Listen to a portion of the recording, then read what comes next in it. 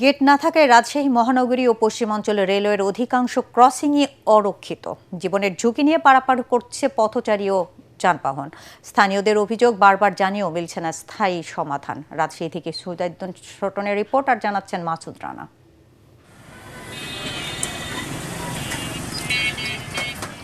মৃত্যু ঝুঁকি নিয়ে এভাবেই প্রতিদিন রেলগেট পেরিয়ে চলাচল করতে বাধ্য হচ্ছেন পথচারী ও যানবাহনের চালকরা। পশ্চিমাঞ্চলের রেলওয়ে অধিকাংশ রেলগেটেই নেই কার্যকর নিরাপত্তা ব্যবস্থা।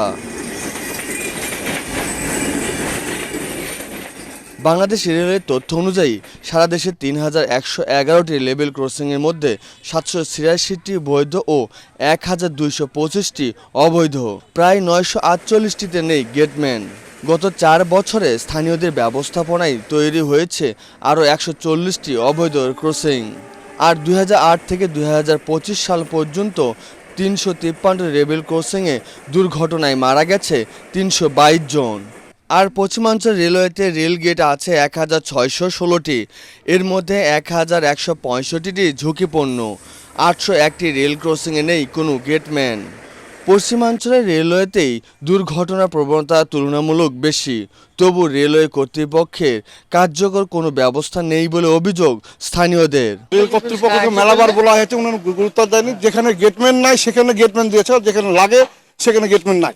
অবহেলার কারণে অনেক বড় বড় দুর্ঘটনা প্রায়শই ঘটে এখানে। রাজশাহী মহানগরী কাদিরগঞ্জ, কদমতলা, বহরামপুর ও বুধপাড়া সহ বিভিন্ন এলাকায় ব্যারিয়ার না থাকায় ট্রেন চলাচলের সময় জীবনের ঝুঁকি নিয়ে পারাপার হতে বাধ্য হচ্ছেন এলাকাবাসী।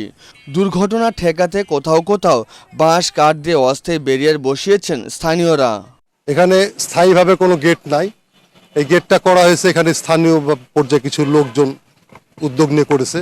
এই গেটটা আমি উদ্যোগ নিয়েছিলাম যে আমার মা বোনরা এদিক দিয়ে চলাফেরা করে, অনেক টাইমে দুর্ঘটনা ঘটে, সেক্ষেত্রে আমার উদ্যোগ নেওয়া হয়েছিল।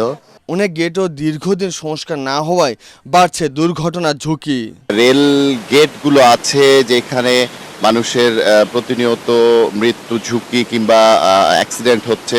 আমরা মনে করি যে এই সমস্ত গেটগুলোকে প্রহরী নিয়মিত রাখা উচিত।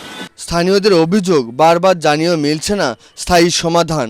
তবে রেল কর্তৃপক্ষ বলছে স্থানীয়দের ব্যবস্থাপনায় গড়ে ওঠা অবৈধ ক্রসিংয়ের দায় তাদের নয়, সতর্কতার সঙ্গে চলাচলের পরামর্শ তাদের। জনসাধারণকে সচেতন হতে হবে, যারা পথচারী আছে তাদেরকে লাইন পারাপারের জন্য, তারপরে যারা চালক আছেন তারা এই লাইন পারাপারের জন্য সচেতন হবেন, সাবধান হবেন, এটাই আমরা প্রত্যাশা। দুর্ঘটনার মৃত্যুর পর শোক না জানিয়ে নিরাপত্তা নিশ্চিত করার দাবি জানিয়েছেন সচেতন মহল। Bureau report, ATN Bangla.